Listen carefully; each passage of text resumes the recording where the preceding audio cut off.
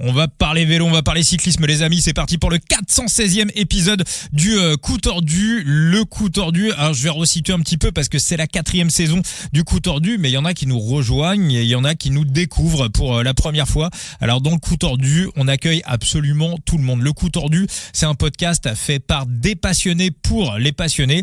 Avec moi dans le podcast, il y a Latib et Phoenix que vous retrouvez très vite, vous les retrouverez très vite dans le Coup Tordu. Là, je suis en solo pour ce 416e épisode et donc le principe c'est de faire des interviews et des previews. Et pour ce 416e épisode, je vous retrouve pour la preview. On va parler de la 4e étape du Tour des UAE, de la 2e étape du Tour d'Andalousie et de la 2e étape du Tour d'Algarve. Je vous rappelle que le Coup Tordu est présent sur toutes les plateformes de podcast, sur Apple Podcast, sur Deezer, sur Spotify. On est présent sur une trentaine de plateformes de podcast. Présent également, bien évidemment, sur la chaîne YouTube du Coup Tordu. D'ailleurs, la petite astuce pour savoir, pour connaître le moment où un nouvel épisode sort, vous allez sur la chaîne YouTube du Coup Tordu, vous cliquez sur la petite cloche, vous vous abonnez, vous cliquez sur la petite cloche, vous aurez une alerte sur votre smartphone, qui vous permettra de savoir le moment où il y a un nouvel épisode qui sort. Alors Généralement, les épisodes arrivent d'abord sur la chaîne YouTube du Coup Tordu et quelques minutes après, ça arrive sur Spotify, sur Apple Podcast. Alors Deezer, je sais pas, on m'a dit qu'il y avait des petits contretemps actuellement.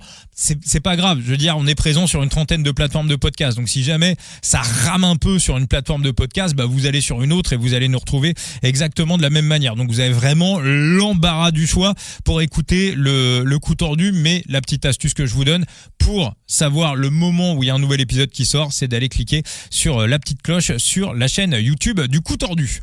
Avant d'attaquer donc les previews et de vous donner mes pronostics pour la 4e étape du Tour des UAE, la 2e étape du Tour d'Andalousie et la 2e étape du Tour d'Algarve, on va débriefer un petit peu ce qui s'est passé aujourd'hui, donc ce jeudi 18 février 2026, parce qu'on a eu une belle journée. Franchement, on a eu une très belle journée vélo. C'était vraiment très sympa à suivre.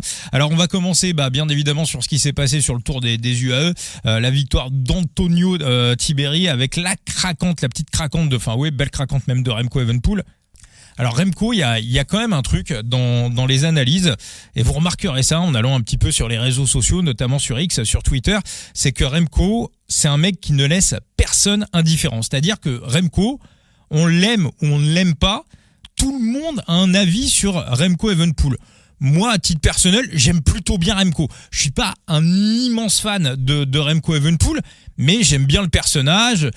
J'aime bien le mec. Je pense qu'il est plus sympa que l'image qu'il présente. C'est vrai que quand ça va, il a l'air d'être hyper sympa. Bon, lui, on le sait aussi quand ça va pas.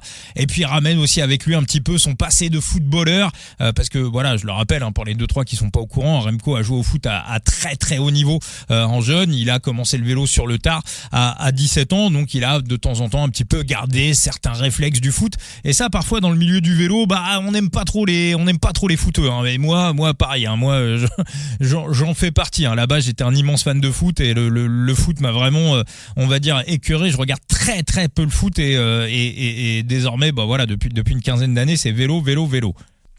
Et donc Remco, le truc qu'il y a, c'est qu'on est soit supporter ou on va dire anti-Remco, et ce qui fait que quand on analyse Remco Evenepoel, on en perd de la lucidité. Alors moi, j'estime que j'arrive à peu près à rester lucide sur Remco, mais je vois pas mal d'analystes qui de manière générale sont factuels, certains sont même très bons.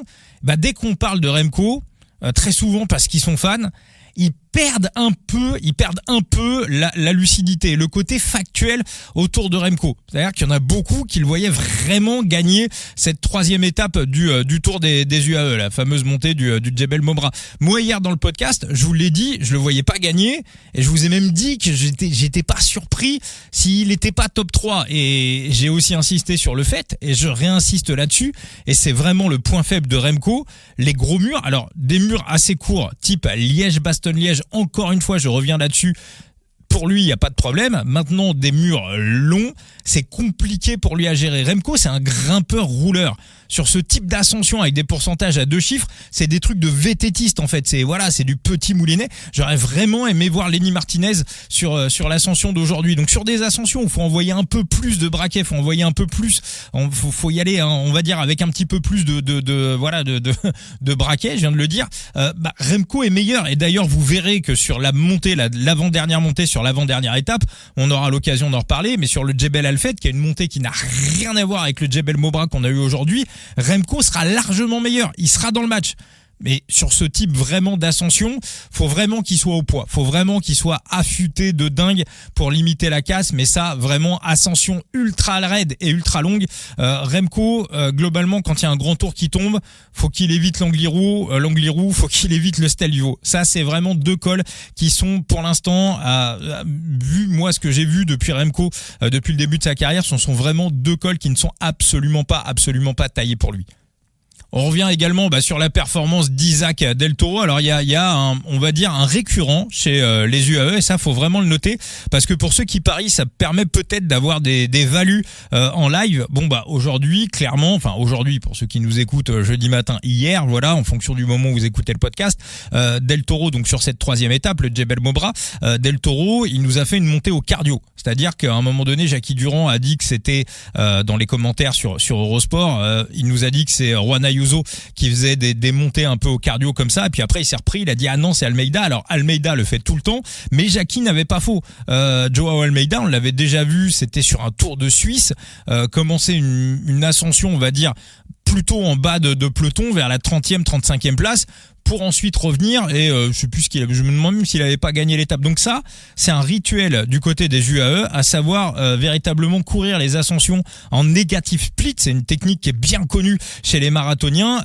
Terminer plus vite, faire le haut plus vite que le pied et rester, je pense, dans une certaine fréquence cardiaque de confort au début de l'ascension pour véritablement produire l'effort sur les 5 à 10 minutes. Je pense que en fonction de l'athlète, en fonction de ses qualités, s'il est à l'aise sur les efforts de 5 minutes, de 10 minutes, de 15 minutes, c'est vraiment essayer de ramener le leader de l'équipe sur le temps d'ascension qui lui convient parfaitement. On avait vu aussi les UAE faire la même chose pour Adam Yates. C'était sur un Tour de Romandie il y a 2-3 ans, sur un col qui était très très long. Adam Yates, les cols très très longs, c'est pas véritablement sa spécialité. Ils avaient contrôlé l'étape, ils avaient contrôlé l'ascension pour véritablement ramener Adam Yates sur son effort, à savoir un effort entre 12 et 17 minutes et à 3-4 km de l'arrivée, il avait lâché les chevaux. Si Adam Yates avait été, on va dire, plus à l'aise sur des efforts de 45 minutes, 1 heure, on aurait probablement vissé un petit peu plus au pied de l'ascension. Et comme il n'y avait pas d'équipe, on va dire, supérieure aux UAE sur le papier, il n'y a pas d'équipe qui a pris le relais, on va dire, pour mettre Adam Yates sur un tempo qui n'était pas le sien. Et là, ce qui est intéressant avec Isaac Del Toro, c'est qu'il a parfaitement géré sa montée. Alors, les équipiers ne l'ont pas suivi, mais comme le disait Jackie Durand également dans le live, sur ce type d'ascension, on est à 13, 14, 15% de moyenne. Il n'y a pas de prise au vent, donc avoir un équipier, c'est des moments où on est vraiment dans des luttes d'homme à homme et avoir un équipier ne sert pas forcément à grand chose. En tout cas, moi j'ai vraiment kiffé cette ascension du Jebel Mobra et j'espère qu'elle va devenir un récurrent sur le Tour des UAE et qu'on l'aura tous les ans. Parce que c'était vraiment une belle journée de vélo. Alors maintenant, qu'est-ce qui va se passer sur ce Tour des UAE? Au niveau des cotations, Isaac Del Toro est toujours leader. Alors notre pari sur l'étape n'est pas passé, mais je rappelle qu'on a un PLT, un joli PLT à 3,75 sur la victoire de Del Toro sur ce Tour des UAE. Il est désormais à 1,72, donc la value était là. Moi, j'aurais pensé qu'il y avait un petit peu égalité entre lui et Tiberi. On a du Tiberi à 2,25, 2,50. Ceux qui arbitrent le bet avec Tiberi, pour moi, il n'y a rien de choquant, il n'y a rien de scandaleux. Moi, je vais pousser le pic jusqu'au bout parce que je suis persuadé que Del Toro va le poutrer dans le Jebel Alfed. J'en suis convaincu. Le Jebel Alfed, c'est une ascension qui est autant l'ascension d'aujourd'hui, Del Toro, il est encore jeune, c'est une ascension qui lui convenait, mais c'est pas son A-game. Par contre, le Jebel Alfed, l'ascension que vous aurez pour l'avant-dernière étape, mais c'est complètement les qualités d'Isaac Del Toro. Là, aujourd'hui, on était plutôt sur une ascension de grimpeur, vraiment, peut-être pas pur grimpeur, mais en tout cas grimpeur. Jebel Alfed, on est sur du grimpeur puncher. On est grimpeur puncher. Et Del Toro à la base c'est un puncher, donc c'est une ascension qui est très très punchy. Encore une fois, je pense que Remco sera à nouveau dans le match sur cette ascension là, mais globalement avec les bonifications, je pense que Del Toro peut complètement refaire son retard sur Tiberi, qui lui à l'inverse est plutôt un grimpeur rouleur. Alors je peux pas le garantir à 100% bien évidemment, il va aussi y avoir des bonifs d'ici à l'étape de samedi. Del Toro a un sprint qui est bien meilleur que Tiberi, donc il peut le grignoter aussi petit à petit en fonction des opportunités qui se présenteront pour prendre des bonifications. Donc pour le PLT, je vous avoue que j'ai hésité à l'arbitrer, j'y ai réfléchi. Ceux qui l'ont, l'arbitré n'est pas scandaleux. Moi, je vais aller jusqu'au bout parce que j'ai vraiment la conviction qu'Isaac Del Toro va remporter ce Tour des UAE. Un petit mot sur le sprint aujourd'hui sur le Tour d'Algarve, la victoire de Paul Magnier. Alors j'ai pas grand chose à dire, il y a pas grand chose à dire sur un sprint.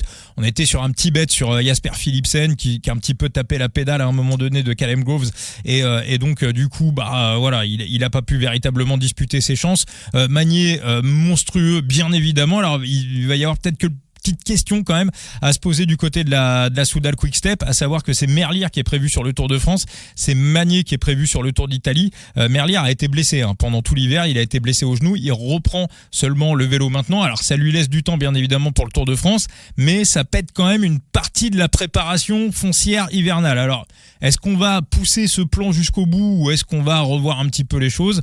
Je pense que ça va dépendre du niveau de forme de Tim Merlier. Attention, il s'est fait amputer quand même une grosse partie de sa préparation hivernale, Tim Merlier. Donc pour gagner des sprints, ça je pense qu'il sait faire, il n'y a pas de problème. Peut-être que ça manquera un peu de foncier pour aller au bout du Tour de France. Peut-être, j'en sais rien. En tout cas, vraiment se blesser à cette période de l'année, c'est le pire moment. On l'a vu avec Remco l'année dernière, qui avait pas eu sa préparation foncière normale et il l'a un petit peu traîné tout au long de la saison. On bascule sur le Tour d'Andalousie, également première étape où il y a énormément de choses à dire. Donc la victoire de Christophe Laporte, et moi j'ai envie de dire victoire collective de la Visma, tellement c'est mérité et tellement ils ont bien couru sur ce Tour d'Andalousie. Déjà on a Victor Campenaerts qui a pris l'initiative d'entrée, ils ont vraiment cherché à créer du mouvement.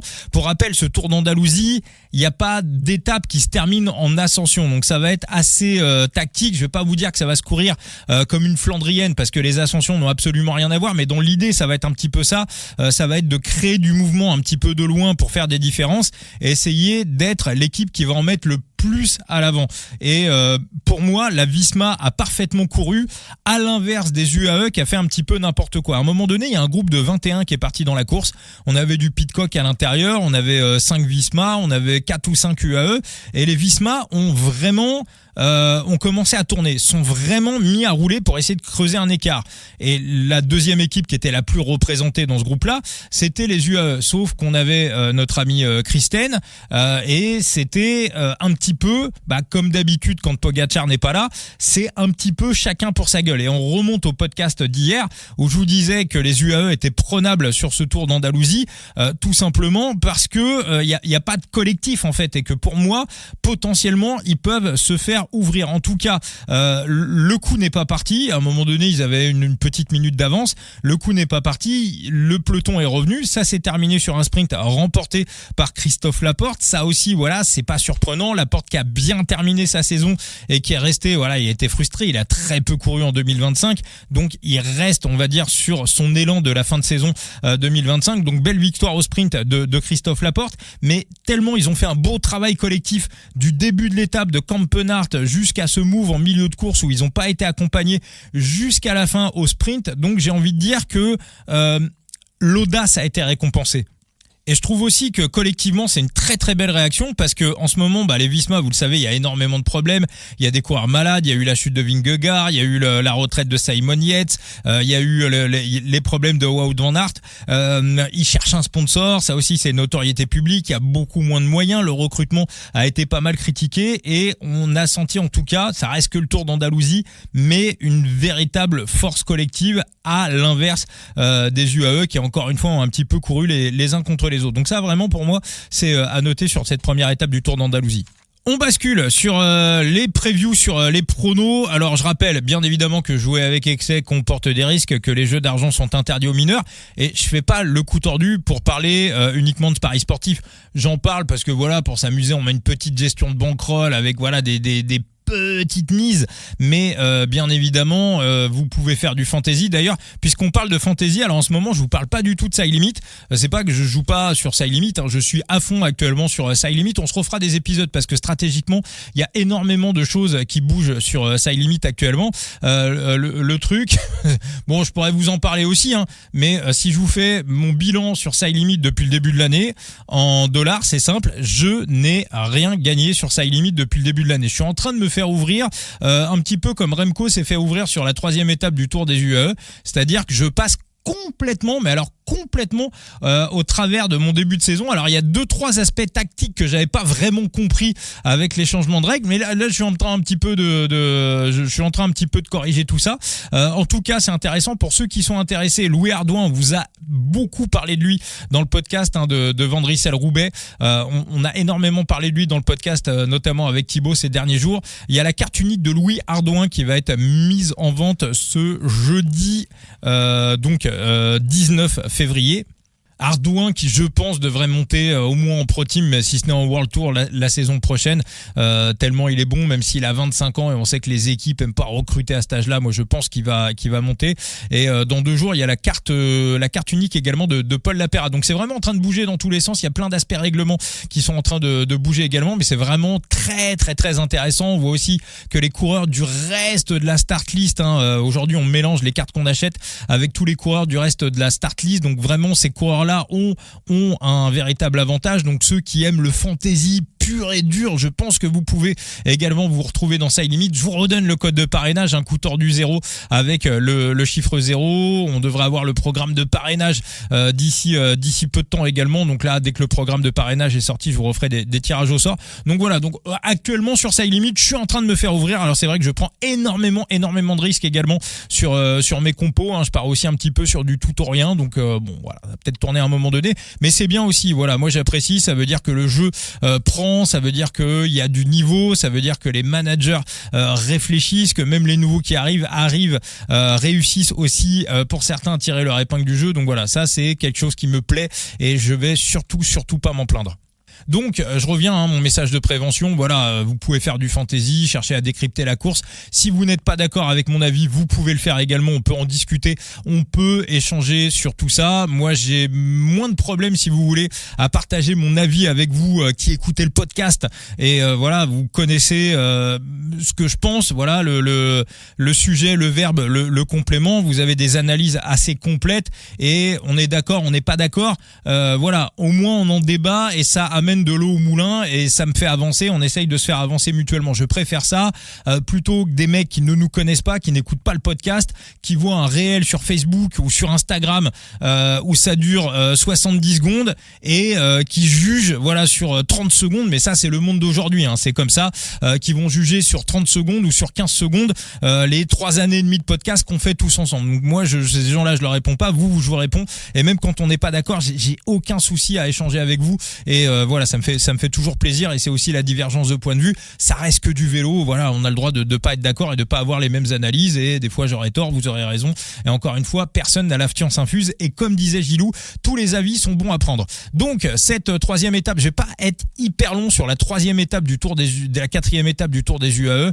Pour le parcours, ça reste assez, c'est un sprint en fait, un sprint on va dire assez classique. Alors si vous prenez le profil sur Pro Cycling Stats, vous avez l'impression que ça monte et ça descend, mais en réalité c'est pas voilà, on a quand même 2300 mètres de dénivelé sur l'étape, ça peut un peu casser les jambes, mais ça dépendra bien évidemment à quel rythme la course sera courue. Pour le sprint, on sera plutôt sur un sprint vent de face, mais ça va pas souffler très très fort. Favori logique, Jonathan Milan, la cote elle est à 1,80. Je ne pars jamais sur un coureur qui est tombé. En plus, on check les chutes.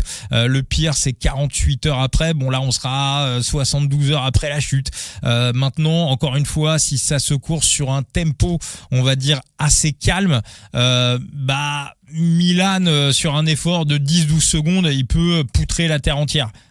Voilà, très gamble, compliqué de dégager un favori. Enfin, si, un favori, c'est Milan évidemment, mais encore une fois, voilà, je ne vais jamais sur un coureur qui est tombé, donc je vais pas aller. Voilà, on reparlera du Tour des UAE. Il y a déjà eu des sprints, on va dire, des configurations qui étaient un petit peu plus sympas à analyser au niveau du sprint sur le Tour des UAE. Là, sur cette 4e étape, j'ai pas véritablement de différence ou de value précise à sortir par rapport à ce que nous ont proposé, à ce que vous ont proposé les bookmakers. On va aller sur le Tour d'Andalousie. On file du côté d'Otura, on a 2749 mètres de dénivelé positif avec une ascension, mais l'ascension principale qui est plutôt située dans le premier tiers de l'étape, une ascension de quasiment 12 km à 6% de moyenne, qui est relativement roulante. Alors pareil, encore une fois, tout dépend à quelle vitesse l'ascension va être gravie. Le week-end dernier sur le Tour de la Provence, je me suis complètement planté sur la montée de Lure, qui était une ascension assez roulante, qui pourtant a été courue vent de face, mais on a vu que c'est arrivé un petit peu en one-one. Bon, là, on était en fin de course, bien évidemment. Là, la configuration n'a absolument rien à voir. Même 25 bornes de montée, hein, si on considère un petit peu le final, qui est quand même relativement roulant. Alors, est-ce que on va avoir des mouvements? Est-ce que certaines équipes vont chercher à tout faire péter de loin? Je pense que les UAE vont tenter de tout faire péter de loin.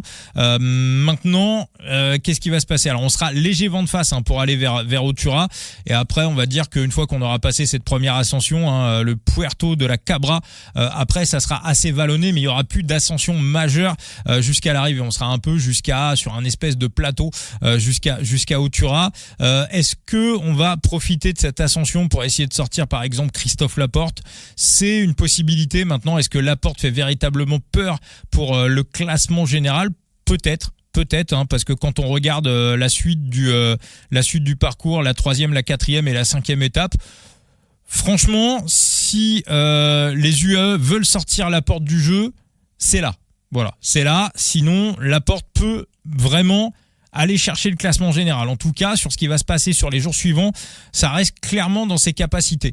Je pense que du côté de la Q36.5, on devrait aussi un petit peu durcir la course. Après, le truc, c'est qu'une fois qu'on va être en haut de l'ascension, voilà, qui va rouler? On sait que les UAE, personne ne veut se sacrifier pour personne. Ça, c'est un petit peu le problème, et que si on a des UAE en supériorité numérique, il va se passer ce qui s'est passé sur l'étape 1. Ils vont se regarder dans le blanc des yeux, ils vont vouloir laisser faire les autres, et ça va pas aller au bout. Après, est-ce que la Pinarello Q36.5 aura suffisamment de monde à l'avant? Et puis surtout, du côté de la Visma, si on arrive à mettre un ou deux pions à l'avant avec un groupe de tête en collant au basque des UAE, derrière, c'est facile. On se dit, nous, on a le leader derrière, on a Christophe Laporte qui est 2 minutes derrière. On roule pas. Voilà, on laisse faire, on roule pas. Et soit vous nous amenez tranquillement jusqu'à l'arrivée et c'est une échappée et on gagne l'étape.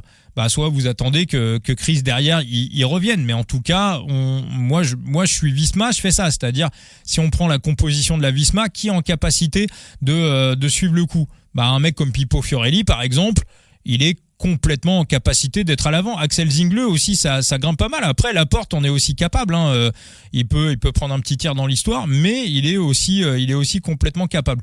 Donc, pour moi, on peut avoir un scénario qui ressemble à ce qu'on avait eu sur la première étape, à savoir une ascension où des gars vont tenter de faire des différences, et après ça va se regarder un petit peu et ça peut retourner encore une fois sur un scénario sprint. Alors on est sur un sprint en faux plat montant.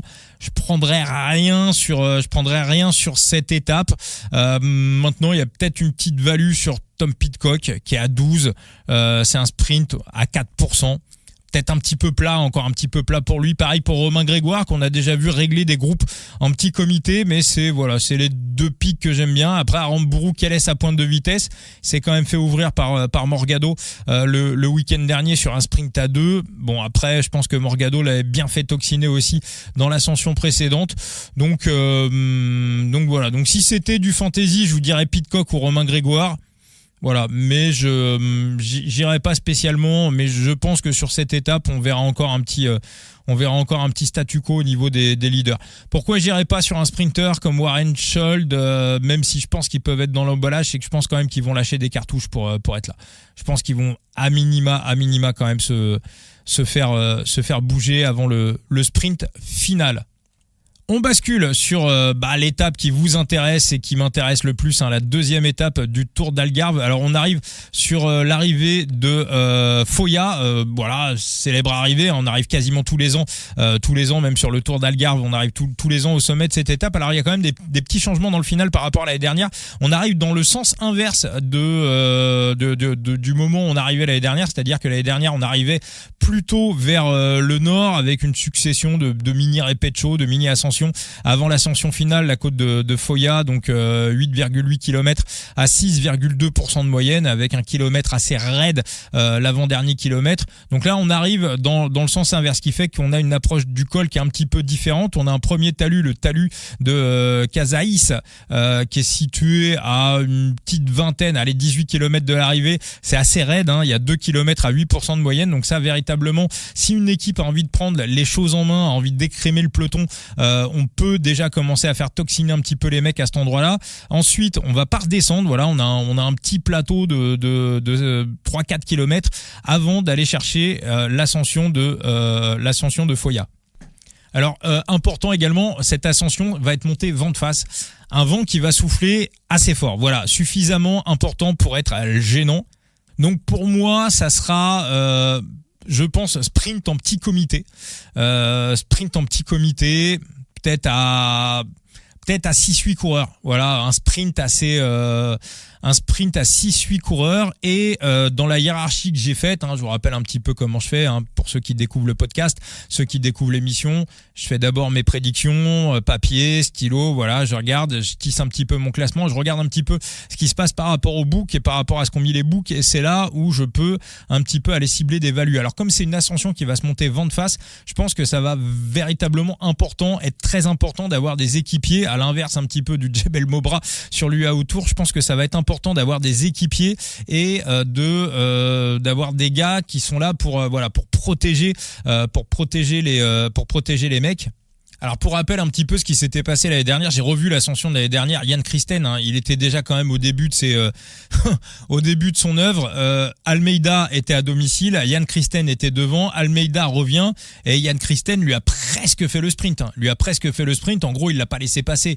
Donc quand vous avez un coureur qui est là, qui est à domicile, qui est devant son public, puis même pour une team, pour une marque, parce que même si UAE c'est on va dire un sponsor État, ils sont quand même soucieux de leur image. Sinon Gianetti et Machine Fernandez feraient pas autant d'interviews, chercheraient pas à être aussi sympa dans les médias. Donc ça a beau être un État-nation, on fait attention à son image comme un sponsor. Donc faire gagner le leader portugais dans une étape au Portugal, je pense que encore une fois, Jan Christen l'année dernière avait fait n'importe quoi. Même Almeida, rappelez-vous, il avait l'air un petit peu deg à l'arrivée. Donc pour cette arrivée, si vous voulez, l'équipe la plus armée, bien évidemment, le train, ça va être un train de montagne. Les UAE, évidemment, sont ultra méga équipés. Almeida, c'est clairement le leader de l'équipe. Il a visé ce Tour d'Algarve, il a visé un premier pic de forme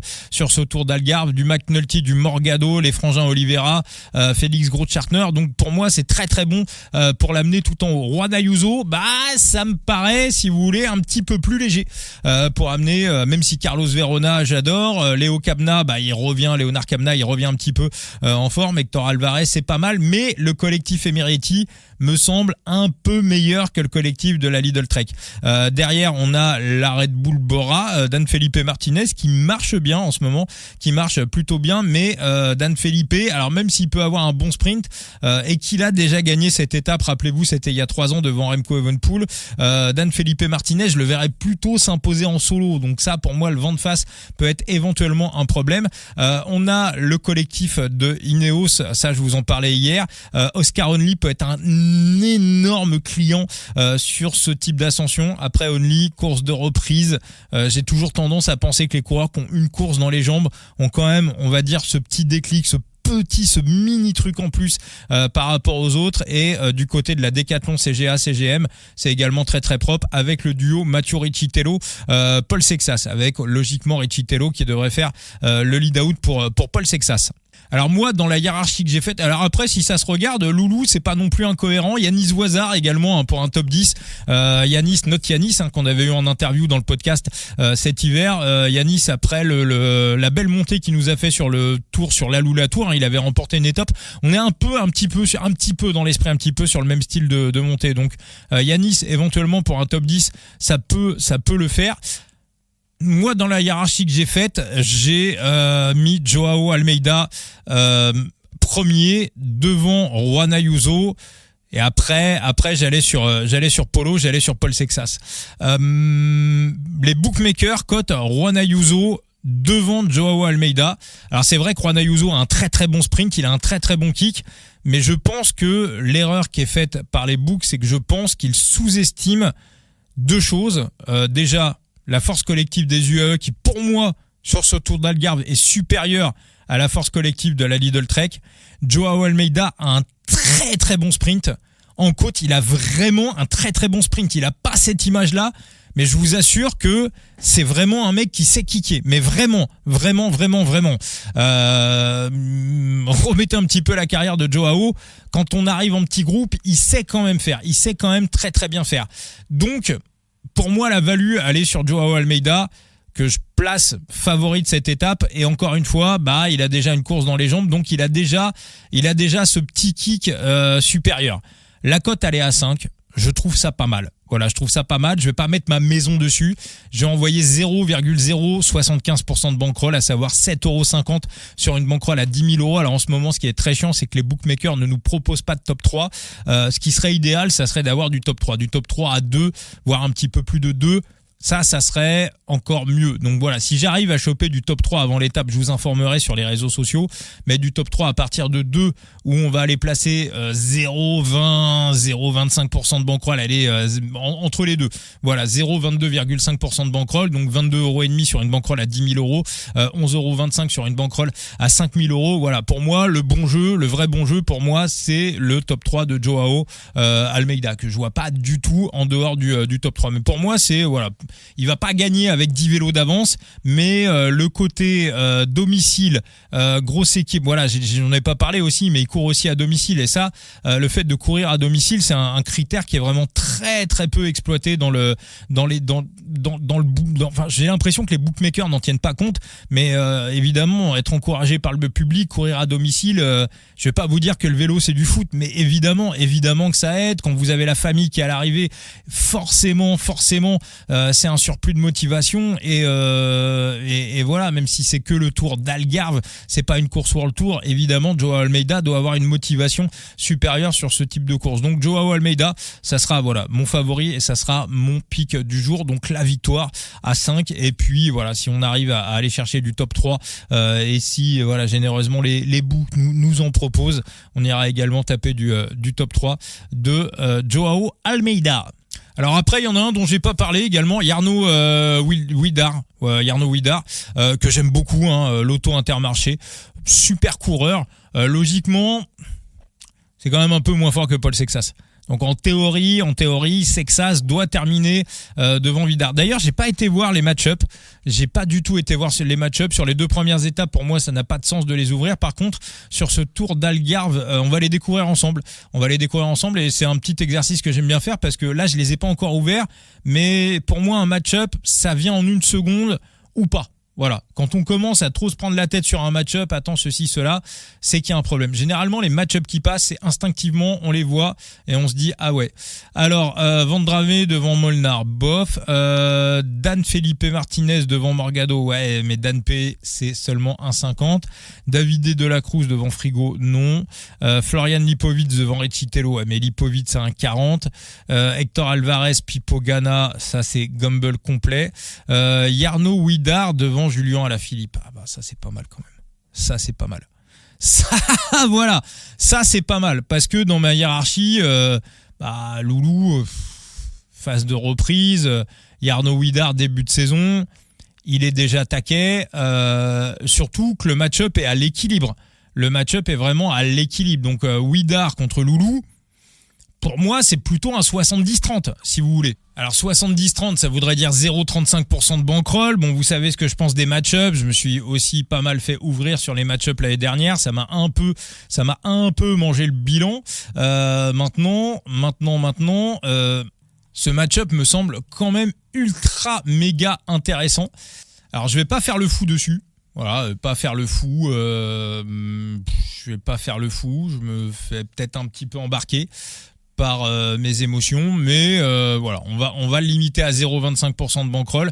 La cote à 1,83. Voilà, 1,83. Jarno Widar devant Loulou Alaphilippe. 0,25% de bankroll. Voilà, ça, on va y aller dans cette histoire-là. C'est mis. Alors, Almeida Ayuso, ça rejoint un peu le pic que je vous ai donné sur l'étape, donc on ne touchera pas. Vauclin McNulty, on ne touchera pas. Kamna de plus, non. Poul à Timena Rensman, non plus. Oscar Only devant Polo, devant Paul Sexas. Ah ouais. Bah, dans ma hiérarchie, moi, j'aurais plutôt inversé le match-up. J'aurais plutôt inversé le match-up. Je vais le prendre. Je vais pas faire le fou, mais quoique non. Je vais me limiter parce que Only il a quand même un sacré putain de kick. Même si pour moi il a valu sur Paul Sexas. Voilà, j'aurais plutôt mis, c'est 1,57 la cote de Only, 2,25 la cote de Sexas. J'aurais plutôt équilibré l'histoire. Polo, c'est aussi un mec qui a un bon kick. Compliqué. Et après, on a Thomas Glog contre Yanis Ouazar. Le match-up est à l'équilibre. J'aurais plutôt mis Yanis en favori. Maintenant, est-ce qu'on va pas lui demander de se sacrifier pour Loulou ? Moi, j'espère que Loulou a vu la Lula Tour et va dire que Ouazar marche bien en ce moment. Et je pense que Loulou, il est en phase de reprise. Il est pas fou, il va pas se cramer dès le début de saison. Il a plus rien à prouver à personne. Et je pense qu'il peut complètement, et je serais pas surpris d'ailleurs de l'entendre en interview dire dès le début de la course, écoutez, en ce moment, on a Yanis qui marche très très bien, on va rouler pour lui, voilà. Je vais voir, je jouerai peut-être ma carte, j'en sais rien. Mais si jamais je vois que je suis un peu limite en phase de reprise, voilà, je ferai le lead out pour Yanis, j'ai pas de problème avec ça.